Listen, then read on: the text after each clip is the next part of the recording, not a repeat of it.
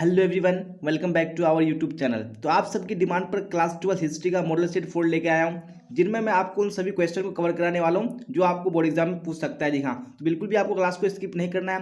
Class अच्छी लगे तो लाइक करना है, अपने दोस्तों में आपको शेयर कर देना है, और जितने भी स्टूडेंट इस चैनल पर नए आना है चैनल को सब्सक्राइब करके बेल आइकन को प्रेस कर लेना है, ताकि नेक्स्ट क्लास में आप टाइम पे अटेंड हो सके। तो बिना टाइम को वेस्ट किए हमें क्लास की ओर चलेंगे, और आप लोग को हो सके तो साथ साथ में अपना आंसर बताते चलिएगा कौन सा ऑप्शन करेक्ट होगा। जैसा कि आप देख पा रहे होंगे, जो क्वेश्चन नंबर 1 जो स्क्रीन पे आ चुका है, और आप लोग कमेंट बॉक्स में आंसर बताने की कोशिश करेंगे कौन सा ऑप्शन करेक्ट होगा। क्या बोला जा रहा है क्वेश्चन नंबर 1 में? हड़प्पा सभ्यता में युगल समाधान किस स्थल से मिला है? जी हाँ, तो कौन से स्थल से मिला है युगल समाधान हड़प्पा सभ्यता में, वो आपको बताने हैं। यहाँ पे 1 का ऑप्शन नंबर बी बिल्कुल करेक्ट हो जाएगा। दिखाने लोथल से मिला है। चलिए आप क्वेश्चन नंबर 2 को देख लीजिए, क्या बोला जाए क्वेश्चन नंबर 2 में? सिंधु घाटी सभ्यता किस युग की मानी जाती है? जी हाँ, जो सिंधु घाटी सभ्यता है कौन सी युग की सभ्यता मानी जाती है, वो आपको बताने हैं। तो यहाँ पे 2 का ऑप्शन नंबर सी बिल्कुल करेक्ट हो जाएगा। दिखाने कांस्य युग हो जाएगा। चलिए अब देख लेंगे हम लोग नेक्स्ट क्वेश्चन, क्वेश्चन नंबर 3। जी हाँ, काफी इंपोर्टेंट क्वेश्चन स्क्रीन पे आ चुका है। क्या बोला जा रहा है? उत्तर वैदिक काल की अवधि क्या थी? जी हाँ, यानी जो उत्तर वैदिक काल था उसकी टाइम यानी उसका टाइम पीरियड क्या था, वो आपको बताने हैं। तो 3 का ऑप्शन नंबर सी बिल्कुल करेक्ट हो जाएगा। दिखाने 1000 से 600 ईसा पूर्व बिल्कुल करेक्ट हो जाएगा। चलिए अब क्वेश्चन 4 को देख लेंगे हम लोग, और आप लोग इसी तरह साथ साथ में कमेंट बॉक्स में अपना आंसर बताते चलिएगा सारे क्वेश्चंस का। क्या बोला जा रहा है? सिंधु घाटी सभ्यता की विशिष्ट वस्तु क्या थी? जी हाँ, यानी जो सिंधु घाटी सभ्यता है उसमें सबसे खास वस्तु क्या थी, वो आपको बताने हैं। तो 4 का ऑप्शन नंबर डी बिल्कुल करेक्ट हो जाएगा। दिखाने मुहर है। जी हाँ, मुहर है क्या थी सिंधु घाटी सभ्यता की काफी विशिष्ट वस्तु थी। चलिए आप देख लेंगे नेक्स्ट क्वेश्चन, क्वेश्चन नंबर 5। जी हाँ, जैसा कि स्क्रीन पे देख रहे होंगे, जितने भी सारे क्वेश्चन मैं आपको कवर कराऊंगा, ये सारे क्वेश्चन आपको बोर्ड एग्जाम में देखने को मिलेगा। जी हाँ, तो बिल्कुल भी आपको क्लास को स्किप नहीं करना है। तो क्वेश्चन 5 का आप लोग कमेंट बॉक्स में राइट आंसर बताइए कौन सा ऑप्शन करेक्ट होगा। वैदिक सभ्यता के संस्थापक कौन थे? जी हाँ, यानी जो वैदिक सभ्यता है इसके संस्थापक कौन थे, इसकी स्थापना किसने की थी, वो आपको बताने हैं। तो 5 का ऑप्शन नंबर सी बिल्कुल करेक्ट हो जाएगा। दिखाने गुप्त। चलिए अब देख लेंगे हम लोग नेक्स्ट क्वेश्चन, क्वेश्चन नंबर 6। तो क्वेश्चन नंबर 6 भी स्क्रीन पे आ चुका है। क्या बोला जा रहा है? हाँ, भारत का नेपोलियन कहलाता है। जी हाँ, तो भारत का नेपोलियन किसको कहा जाता है? तो ऑप्शन नंबर बी बिल्कुल करेक्ट हो जाएगा। दिखने समुद्रगुप्त को भारत का नेपोलियन कहा जाता है। चलिए अब देख लेंगे नेक्स्ट क्वेश्चन, क्वेश्चन नंबर 7। जी हाँ, तो क्वेश्चन नंबर 7 भी स्क्रीन पे आ चुका है। बोला जा रहा है अशोक का अभिलेख सर्वप्रथम किसने पढ़ा है? जी हाँ, यानी जो अशोक का अभिलेख है इसको सबसे पहले किसने पढ़ा है, इसका स्टडी किसने किया है, वो आपको बताने हैं। तो यहाँ पे 7 का ऑप्शन नंबर सी बिल्कुल करेक्ट हो जाएगा। दिखने प्रिंसेप हो जाएगा। चलिए अब देख लेंगे हम लोग नेक्स्ट क्वेश्चन, क्वेश्चन नंबर 8। जी हाँ, तो क्वेश्चन नंबर 8 भी स्क्रीन पे आ चुका है। क्या बोला जा रहा है? गुप्त वंश का संस्थापक कौन था? दिखाने गुप्त वंश की स्थापना किसने की थी, वो आपको बताने हैं। तो यहाँ पे 8 का ऑप्शन नंबर डी बिल्कुल करेक्ट हो जाएगा। दिखने श्री गुप्त हो जाएगा। चलिए अब देख लेंगे हम लोग नेक्स्ट क्वेश्चन, क्वेश्चन नंबर 9। जी हाँ, स्क्रीन पे क्वेश्चन आ चुका है। बोला जा रहा है हर्षवर्धन कहाँ का शासक था? जी हाँ, तो हर्षवर्धन कहाँ का शासक था, वो आपको बताने हैं। तो यहाँ पे 9 का ऑप्शन नंबर बी बिल्कुल करेक्ट हो जाएगा। दिखने कन्नौज का। चलिए अब देख लेंगे नेक्स्ट क्वेश्चन, क्वेश्चन नंबर 10। जी हाँ, स्क्रीन पे आ चुका है क्वेश्चन। बोला जा रहा है अरबों की सिंध विजय कब हुई? जी हाँ, यानी अरबों ने सिंध विजय कब किया, वो आपको बताने हैं। यहाँ पे 10 का ऑप्शन नंबर डी बिल्कुल करेक्ट हो जाएगा। दिखाने 712 ईस्वी में। चलिए आप देख लेंगे यहाँ पे क्वेश्चन नंबर 11 को। क्या बोला जा रहा है? सांची का स्तूप कहाँ स्थित है? जी हाँ, जो सांची का स्तूप है वो कौन से राज्य में स्थित है, वो आपको बताने हैं। यहाँ पे 11 का ऑप्शन नंबर सी बिल्कुल करेक्ट हो जाएगा। चलिए आप देख लेंगे नेक्स्ट क्वेश्चन, क्वेश्चन नंबर 12। जी हाँ, क्वेश्चन नंबर 12 स्क्रीन पे आ चुका। बोला जा रहा है नगरीय सभ्यता के नाम से जाना जाता है। जी हाँ, यानी वो कौन सी सभ्यता है जिसको नगरीय सभ्यता के नाम से जाना जाता है? तो 12 का ऑप्शन नंबर बी बिल्कुल करेक्ट हो जाएगा। दिखने हड़प्पा सभ्यता को नगरीय सभ्यता के नाम से जाना जाता है। चलिए अब देख लेंगे यहाँ पे next question, question number 13।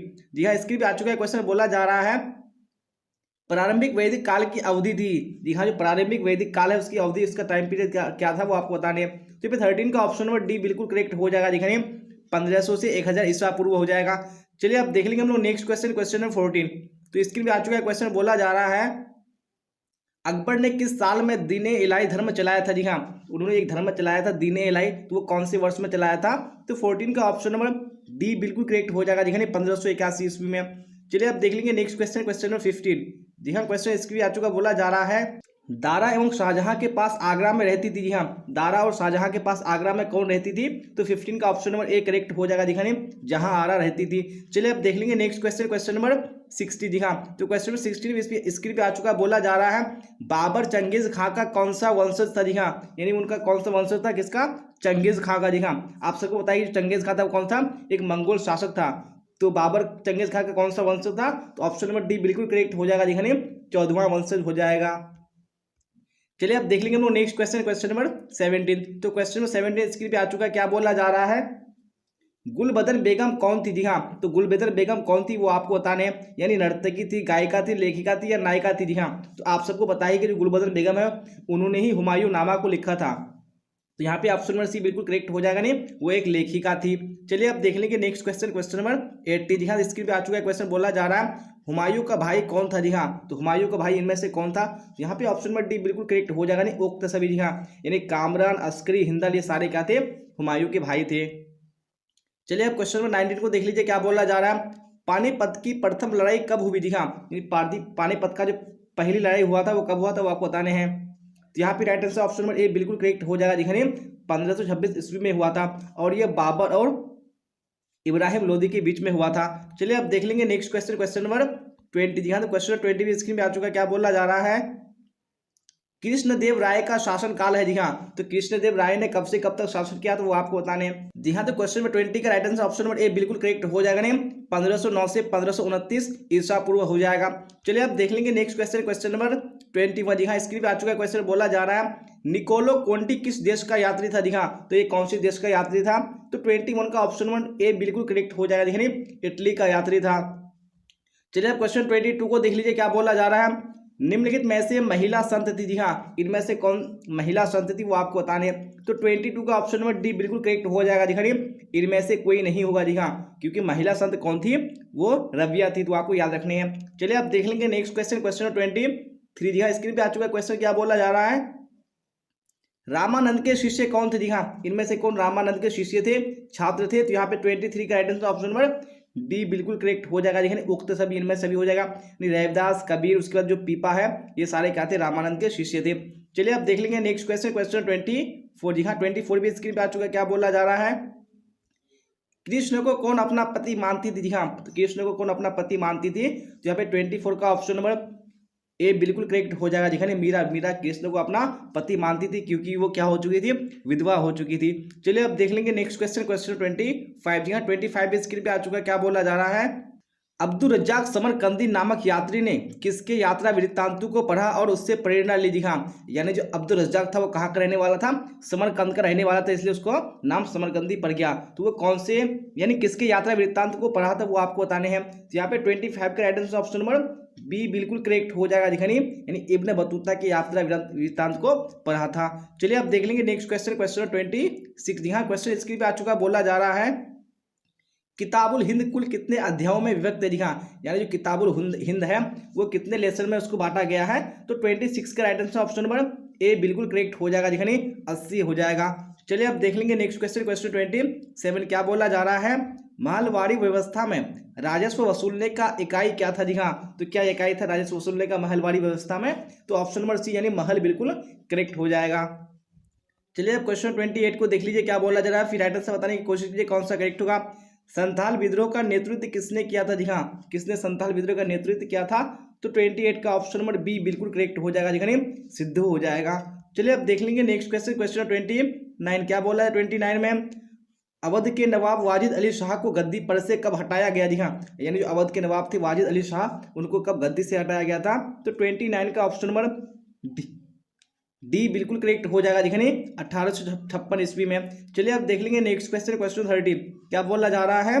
Jhansi में 1857 ईस्वी की क्रांति का नेतृत्व किसने किया था? दिखा झांसी में किसने नेतृत्व किया था क्रांति का? तो यहाँ पे ऑप्शन नंबर बी बिल्कुल करेक्ट हो जाएगा। दिखने रानी लक्ष्मीबाई। चलिए अब देख लेंगे नेक्स्ट क्वेश्चन, क्वेश्चन 31। क्या बोला जाए 31 में? एनफील्ड राइफलों का इस्तेमाल किसने सर्वप्रथम शुरू कराया था? जी हाँ, ये जो एनफील्ड राइफल है उनका इस्तेमाल, उनका सबसे पहले प्रयोग किसने शुरू कराया था? तो यहाँ पे 31 का right answer option number A बिल्कुल करेक्ट हो जाएगा। दिखाने हेनरी हार्डिंग हो जाएगा। चलिए अब देख लेंगे नेक्स्ट क्वेश्चन, क्वेश्चन 32। जी हाँ, 32 भी स्क्रीन पे आ चुका, बोला जा रहा है 1757 ईस्वी की प्लासी की लड़ाई के समय बंगाल का गवर्नर कौन था? जी हाँ, यानी जब प्लासी की लड़ाई हुई थी 1757 ईस्वी में, उसमें बंगाल का गवर्नर कौन था? जब 32 का ऑप्शन नंबर बी बिल्कुल करेक्ट हो जाएगा। दिखाने रॉबर्ट क्लाइव हो जाएगा। चलिए अब क्वेश्चन 33 को देख लीजिए। क्या बोला जा रहा है? सर्वप्रथम भारत में रेल कहाँ से कहाँ तक चलाई गई थी? हाँ, आप सबको बताया कि सर्वप्रथम भारत में जो रेल चलाई गई थी वो 1853 ईस्वी में चलाई गई थी। जी हाँ, तो आपको बताना है कि कहाँ से कहाँ के यानी किस किस के बीच में चलाई गई थी। तो यहाँ पे ऑप्शन नंबर बी बिल्कुल करेक्ट हो जाएगा। दिखाने बम्बई से थाने के बीच में। चलिए अब देख लेंगे हमें नेक्स्ट क्वेश्चन, क्वेश्चन 34 क्या बोला जा रहा है, भारत में औपचारिक जनगणना कब प्रारंभ हुई थी। हाँ, तो कब औपचारिक जनगणना प्रारंभ हुई थी भारत में, तो 34 का ऑप्शन नंबर डी बिल्कुल करेक्ट हो जाएगा, 1872 ईस्वी में। चलिए अब देख लेंगे यहाँ पे क्वेश्चन 35 क्या बोला जा रहा है, चौरी चौरा घटना कब घटी। जी हाँ, चौरी चौरा जो घटना है ये कब घटी वो आपको बताने हैं।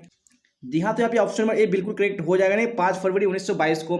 चलिए अब देख लेंगे नेक्स्ट क्वेश्चन, क्वेश्चन 36। जी हाँ, 36 में क्या बोला जा रहा है, असहयोग आंदोलन का नेतृत्व किसने किया था। जी हाँ, तो किसने नेतृत्व किया था असहयोग आंदोलन का, यहाँ पे option number B Mahatma Gandhi बिल्कुल करेक्ट हो जाएगा।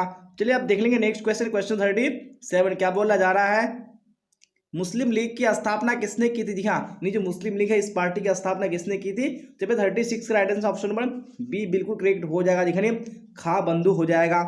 चलिए अब देख लेंगे हम लोग नेक्स्ट क्वेश्चन, क्वेश्चन 38। यहाँ 38 भी इसकी भी आ चुका है, क्या बोला जा रहा है, मुस्लिम लीग ने प्रत्यक्ष कार्रवाई दिवस मनाने की घोषणा कब की। जी हाँ, तो कब की थी मुस्लिम लीग ने प्रत्यक्ष कार्रवाई दिवस मनाने की घोषणा, तो 38 का ऑप्शन नंबर भी बिल्कुल करेक्ट हो जाएगा, देखिए 16 अगस्त 1946 ईस्वी में। चलिए अब देख लेंगे नेक्स्ट क्वेश्चन, क्वेश्चन 39 क्या बोला जा रहा है, हिंदू महासभा के संस्थापक कौन थे। जी हाँ, तो कौन इसके संस्थापक थे, तो यहाँ पे 39 का ऑप्शन नंबर ए बिल्कुल करेक्ट हो जाएगा, नहीं पंडित मदन मोहन मालवीय।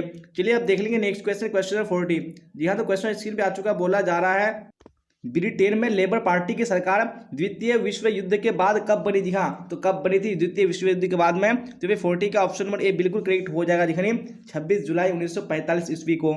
जी हाँ, इसी क्वेश्चन के साथ आज का क्लास इन होता है, और क्लास आपको अच्छी लगी हो तो लाइक कर देना, अपने दोस्तों में आपको शेयर कर देना है, और जितने भी स्टूडेंट नए आ रहे हैं चैनल को हर हाल में सब्सक्राइब कर लेना। जी हाँ, और मैं जितनी भी क्लासेस लेके आ रहा हूँ आपको हर क्लास में अटेंड होना जरूरी है। जी हाँ, अगर आप सारे क्लास को कर लेते हैं तो मुझे उम्मीद है कि आपको बोर्ड एग्जाम में इससे बाहर क्वेश्चन नहीं पूछा जाएगा।